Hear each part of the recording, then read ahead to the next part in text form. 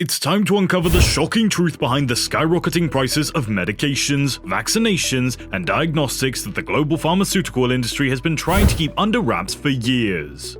They've been feeding us a false narrative, trying to make us believe that these exorbitant costs are necessary and unavoidable. But today, we're going to expose their lies and reveal the real reason behind these outrageous prices.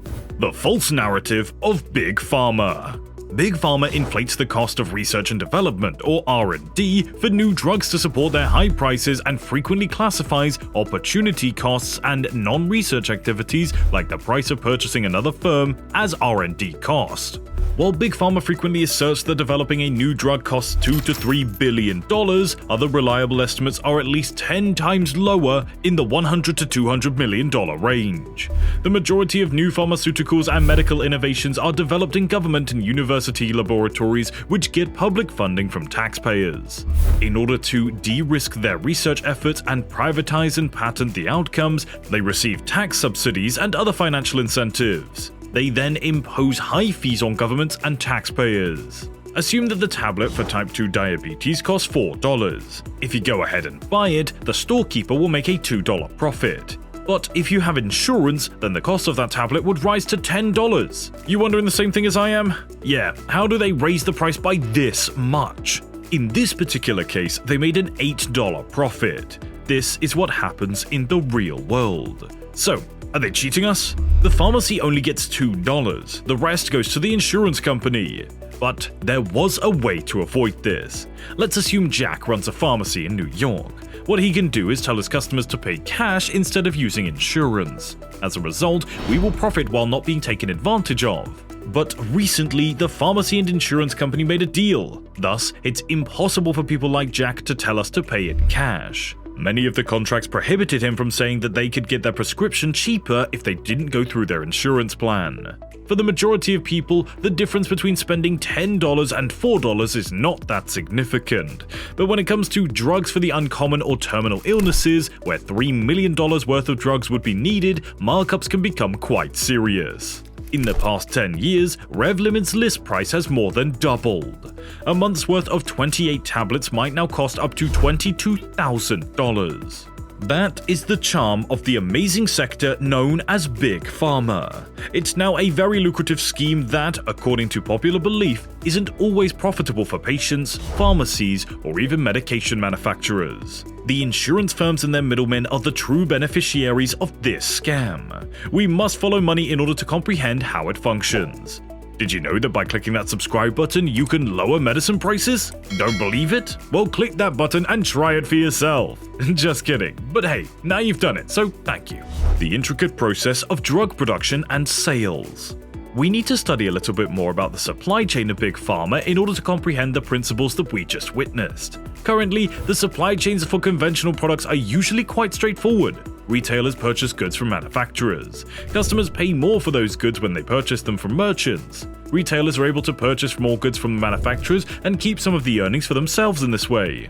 The pharmaceutical companies are the start of the large pharmaceutical supply chain, which is slightly more intricate, no, significantly more complicated. The average cost of bringing a medicine to the market ranges from $1 billion to $2.6 billion, with big pharma companies investing billions in their research and development and efforts to secure FDA approval, which is the process of reviewing and evaluating the safety and efficacy of new drugs, medical devices, and treatments before they're allowed to be marketed and sold to the public in the United States. The list price of the drug is then fixed after these drugs are produced for a pittance in countries like China or India. It's critical for people to understand that the ingredients themselves are quite cheap, which is the primary factor in why pharmaceuticals can become so expensive. Drug firms must turn a profit in order to be encouraged to continue producing medicines, yet the FDA has a lot of rules. A drug still costs billions to produce regardless of the level of demand, so if the business spends billions on a life-saving medication that only a small number of people require annually, the price of that one pill will increase significantly. Consider taking a medication that costs about $13.50 before bed. Now imagine finding out the next morning that the cost of the exact same tablet has increased overnight to $750. Would you still take the pill the next day? A single medicine only produced that outcome. Can medication firms exploit those who are most in need to raise prices and earn a quick profit? Well, of course, but do they do this on purpose? Most likely not, but since they're doing all the hard work, it's a little bit easier to grasp. However, if we stopped here, it would still not offer us a clear picture, so let's continue on to the next stage in the supply chain. Exploiting those in need to raise prices and make a profit. The patient enters pharmacies where the medications are sold by wholesalers after being transported there. The patient's doctors issue a prescription for medicine. Insurance companies are in the business of making money just like any other company, not providing free charity. That's okay, but in this situation it creates a perverse incentive.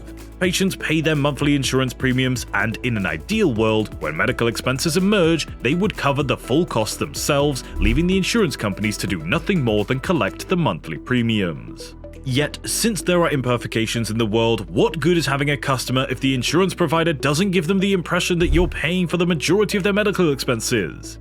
If we satisfy our insurance clients by paying a larger percentage of their expenditures, we must find a way to recover that money, which brings us to the rebates. The more of the medical bills that you cover, though, the less profit you gain.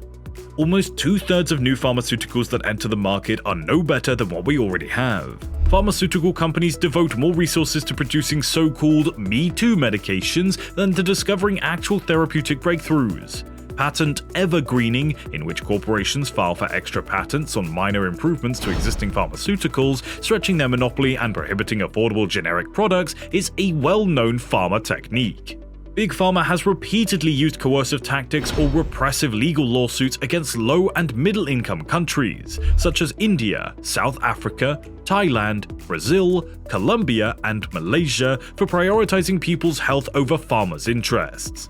Pharma, along with some affluent countries, works aggressively to influence international trade laws in order to benefit itself, even if it harms public health. Big Pharma claims that massive profits are required to fund R&D and innovation. Nonetheless, they spend more on share buybacks to enhance their own stock values, as well as sales and marketing, than they do on R&D. Another topic that we've heard a lot about, and even the president has mentioned, is something called rebates, which sounds like a wonderful thing. So, it certainly appears to be a good thing. A rebate is a money bag, and it may cut consumer prices. For a lot of the drugs that a pharmaceutical company sells, it pays a rebate to the PBM or pharmacy benefit managers.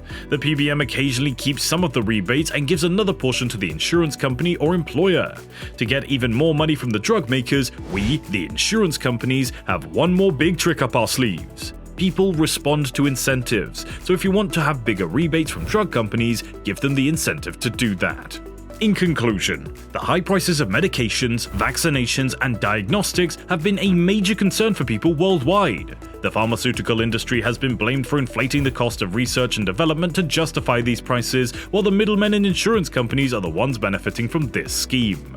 The supply chain of Big Pharma is complex, and there are many factors contributing to the high prices. However, understanding the root causes of these issues is the first step towards finding solutions. It's time to hold the pharmaceutical industry accountable for their actions and work towards making healthcare accessible and affordable for everyone. Don't forget to subscribe, and see you in the next one.